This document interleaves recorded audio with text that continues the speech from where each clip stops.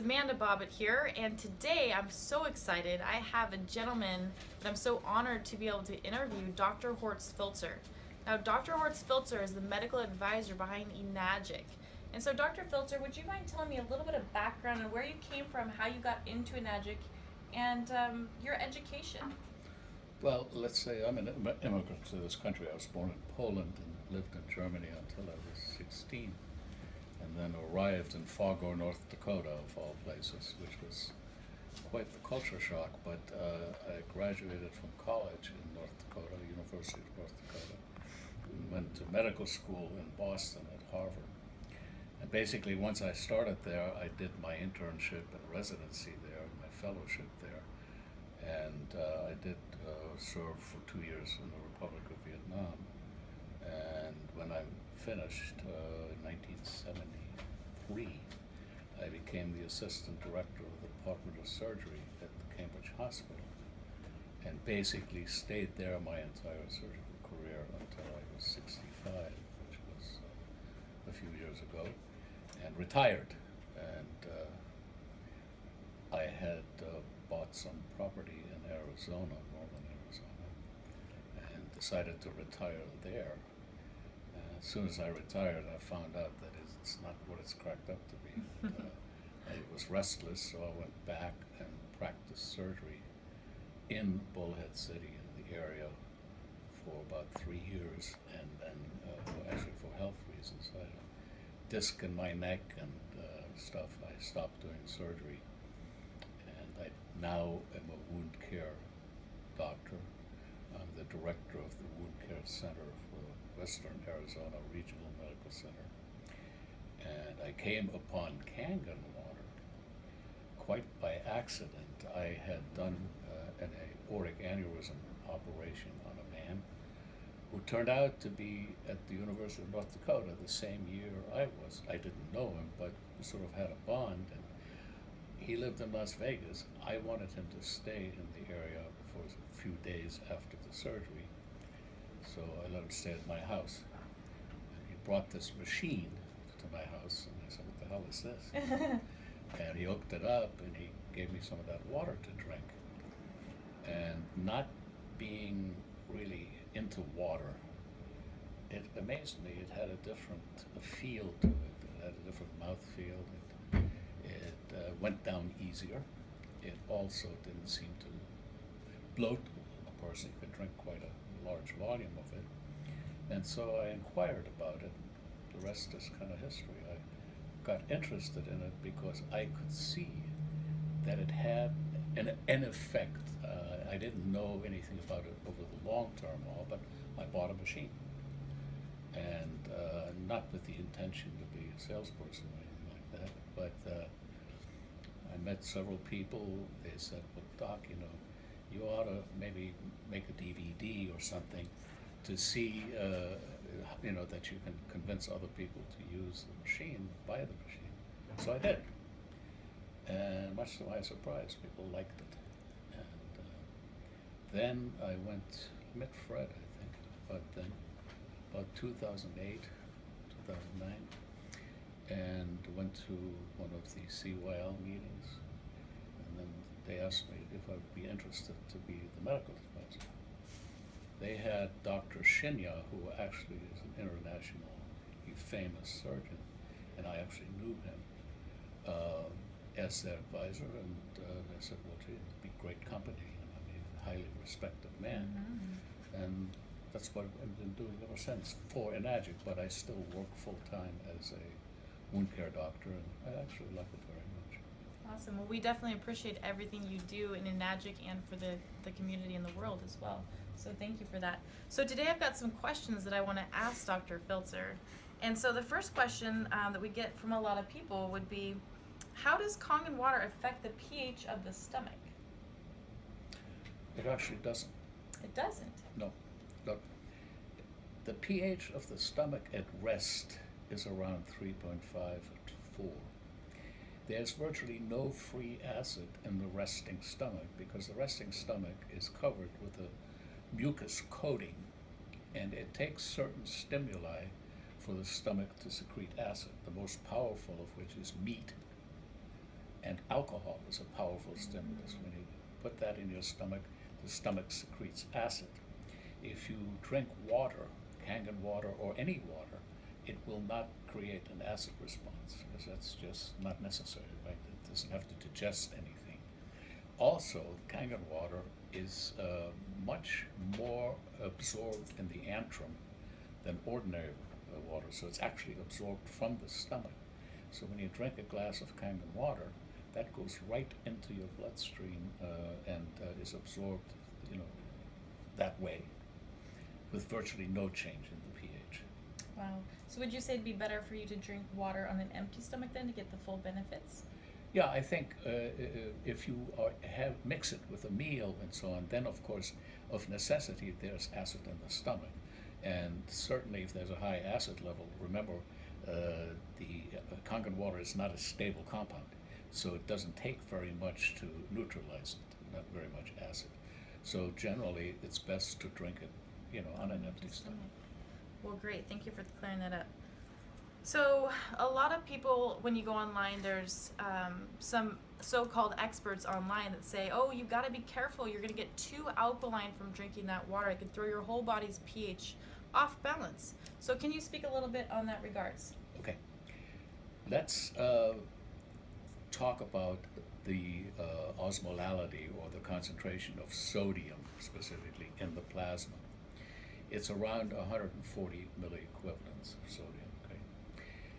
Tap water, and then again Kangen water, almost never reaches 100 milliequivalents.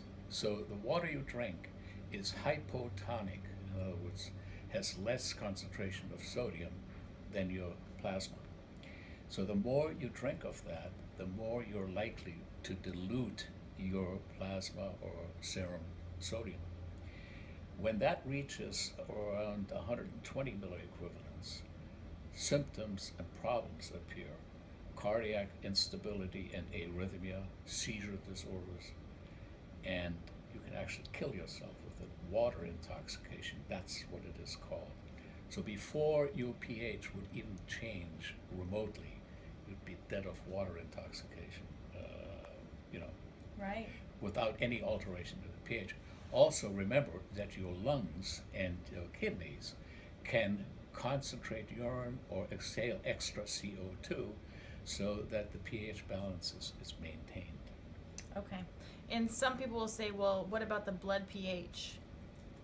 Well, the blood pH is one of our most tightly regulated parameters, okay?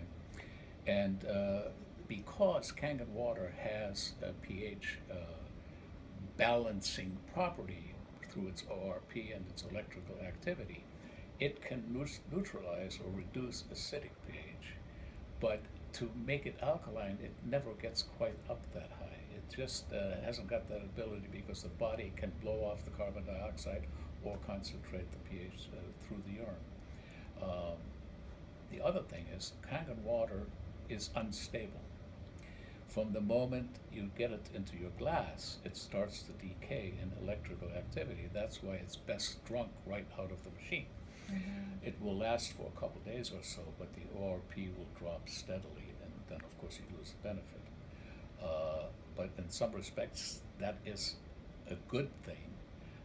For example, in my wound care practice, I use strong acidic water.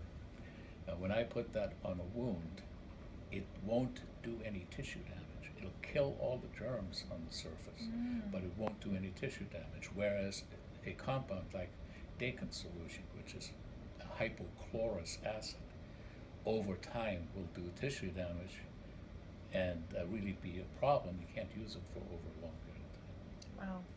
Very smart man we have here. What's the difference between alkaline and alkalized water? There's some confusion when people go out on the internet, I feel, about the two differences there. Well, alkaline water is a stable, buffered water. It has no electrical activity. Well, it has some. It's very minor, minimal. And as such, it is buffered internally, and so it requires equivalent amounts of acid to change the pH. Alkalized is produced by the electric current, and it is just what we're talking about, the unstable kind of water. Okay.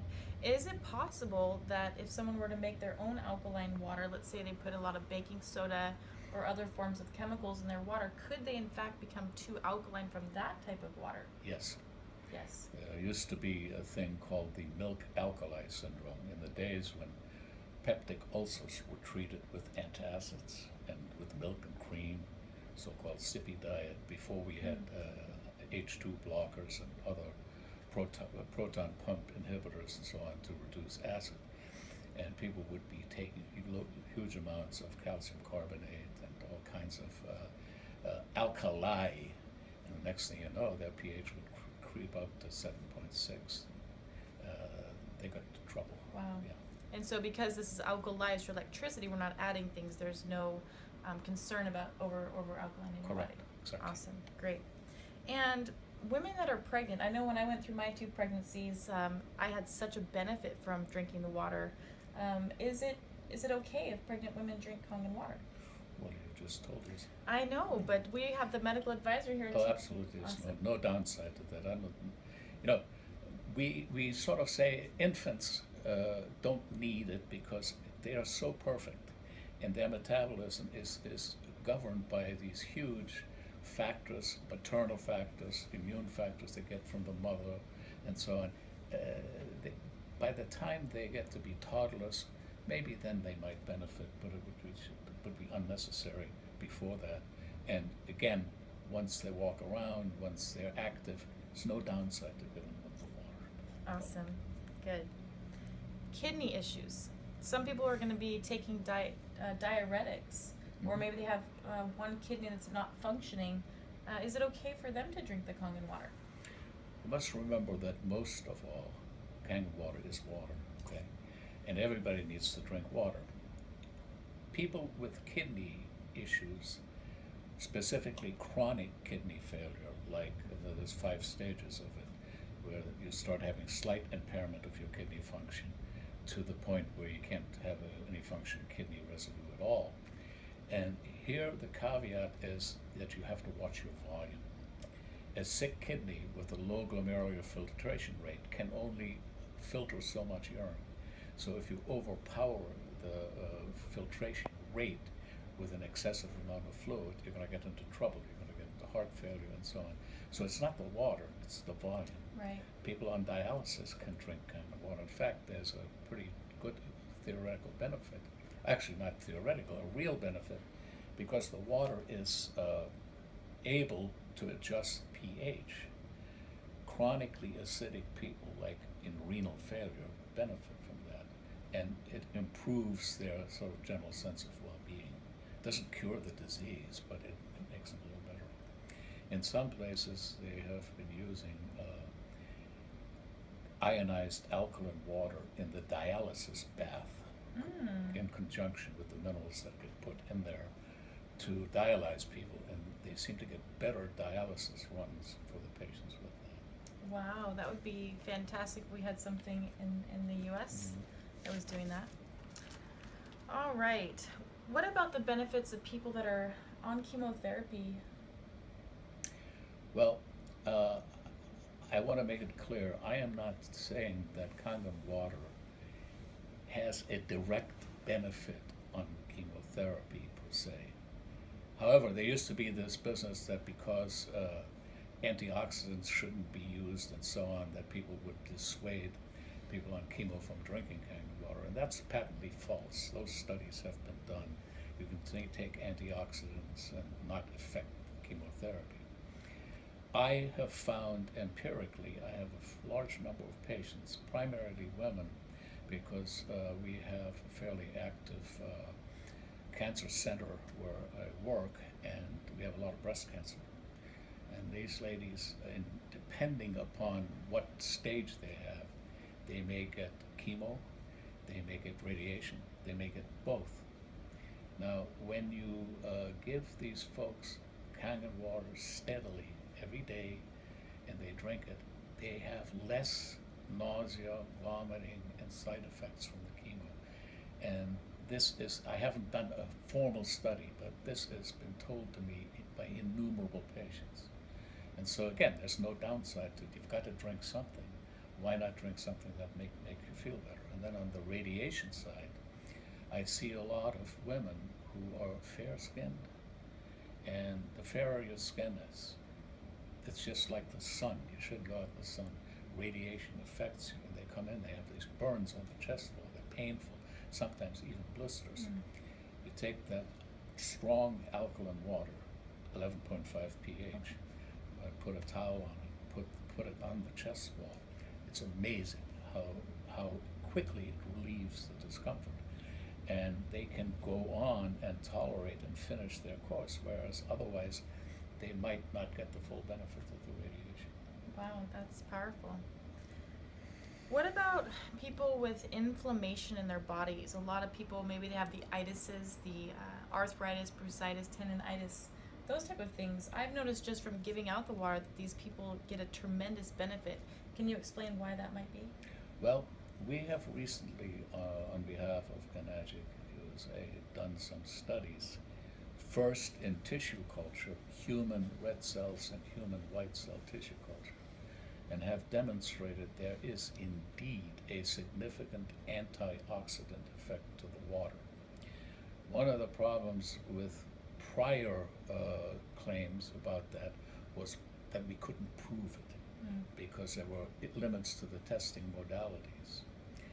Consequently, I was able to find a laboratory that had a unique proprietary test and was able to test the water in a tissue culture medium and prove that there's not only an antioxidant effect, but the inflammatory response of neutrophils is subdued by the water, so it's decreased. So you have antioxidant, which is good against inflammation, and you have a reduction of the actual inflammatory response, which is another benefit.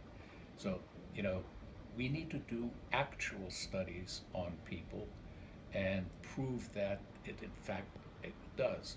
But from what we know now, there's no question it has antioxidant and anti-inflammatory properties.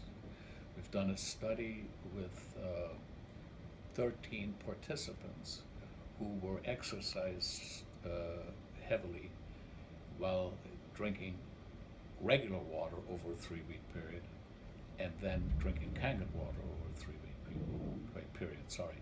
And we found that in the group with the Kangen water, they had an elevation of the red blood cell count when they were drinking the water and were subjected to stress, i.e. exercise stress, okay? And then at the same time, they would have an increase in the oxygen carrying capacity, right? Because the more red cells, the more hemoglobin is in circulation, the more oxygen can bind to it. And we also found that their white blood cell count is depressed over the regular water group, which means there are not as many inflammatory cells out there in the periphery to lodge onto a joint or to a nerve or to a ligament and cause discomfort and so on, and inflammation. And that also has been sort of proven in the subjective response of these people. The ones that drank the Kangen water, well, they all drank the Kangen water at some point, but they found that with the Kangen water, their recovery from the stress of exercise was quicker, and their overall discomfort during exercise was less. And those are psychometric tests, but they're valid. I mean, they've been proven as appropriate by the literature. So I think this is a beginning. We have plans to test about 30 or so cytokines, which are messengers within the cell that can help the immune response, can help subdue inflammation, and in some cases cause it. But we want to know who does what and with which and to whom.